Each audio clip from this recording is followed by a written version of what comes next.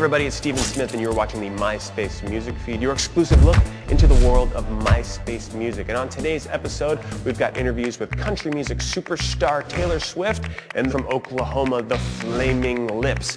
Also, Jordan is going to talk about the much buzzed about rapper Wale.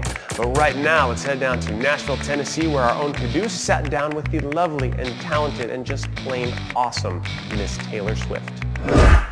Thank you, Stephen. Hanging out here with Taylor Swift in Nashville, which is a charming city. You like it? No coincidence that you are a very charming girl. Oh, thank you. You create a music that I've been able to enjoy. Fearless is just, the album's so nice, you had to put it out twice. You got a re-release coming out, right? You know, there are a lot of people who are just discovering my music right now, but then on the other hand, there are people who bought my album when it first came out, and so they've had the same songs for a year. And the songs that I've added to this album, there are 6 of them that are being added, and some of them I wrote when I was 13 and 14, but then there are some that I wrote last year, and they all kind of fall under the category musically of the Fearless album and what I feel like that sounds like. So I've been wanting to put out these songs for a really long time, and I'm so glad that I have the opportunity to. There's all this bonus content. My brother took a camera out on the road this summer and took all these behind-the-scenes shots, and we put all those pictures on the deluxe re-release album. Even in behind-the-scenes stuff, you're having to let cameras in. Is that weird?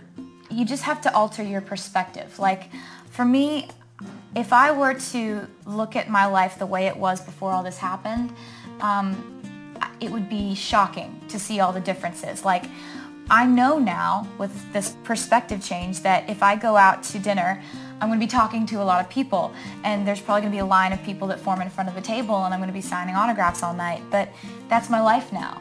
It's not like it was before. By the way, kind of weird story, the driver that picked me up at the airport and drove me into town asked me what I was in town for. I said, oh, I'm interviewing Taylor Swift. And he said, oh, really? I heard she just got a new condo. It's kind of interesting because I'm finally going to be moving out, and I'll be 20 before I actually move in because I'm doing all kinds of construction. I'm like gutting it. It's post-apocalyptic in there right now. Are you designing it? Or Yeah. are you having somebody else? Yeah? I have a contractor, and he directs all the workmen to do all kinds of stuff, and it's coming together, and I bake cookies for the construction workers, and that's my time off. Wow.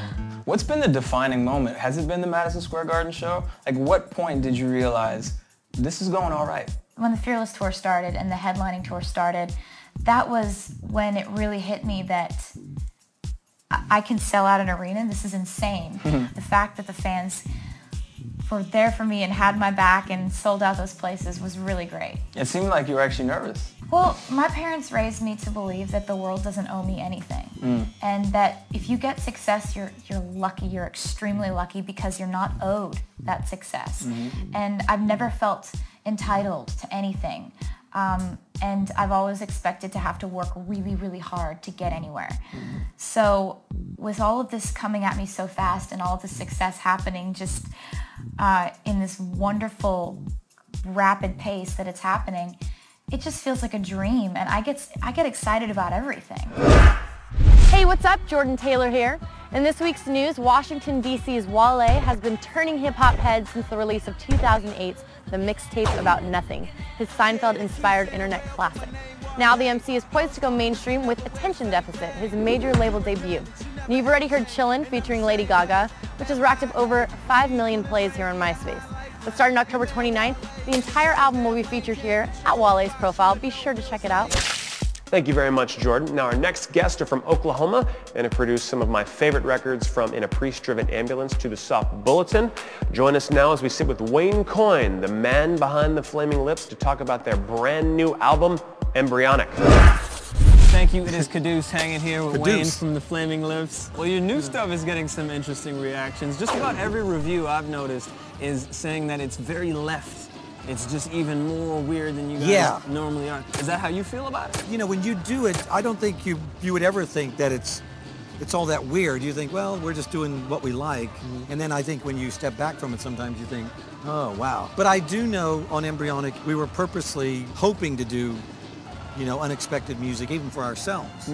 You know, so maybe that's happening to us. Well, what's considered weird in some circles is precisely why I like you guys. Well, because right. I feel like, Exactly. Yeah. you know, there's a lot of people that make songs, but then there's artists that make an experience. You know what I mean? I feel like you guys fall into that category. Well, that's a great thing to say. If we knew we were doing that, or if we tried to do that, or we knew how to do it, I think we'd mess it up. You know? Yeah. The best thing I think that artists can do is try to just get lost in their own dreams and their own subconscious and their own stuff, and just become kind of a slave to your dumb ideas, whatever they may be. And so I think we did that. You have such devoted fans. I mean, case in point, out here, I know. You have a couple of them auditioning for you, apparently. I know. Oh, I see. Are they? Yeah, one guy. That's too much pressure. I know. What is your relationship with your I fans? think I'm one of them, really. I mean, I really come at this really from being a music fan and, you know, loving music and loving especially rock groups and intense experiences and all that. So, you know, when I'm out there and they're screaming, "No, that's great," I can totally relate to it. And when I go to rock shows, I want to get out of my head and say, "Damn, this is great. It's changing my life."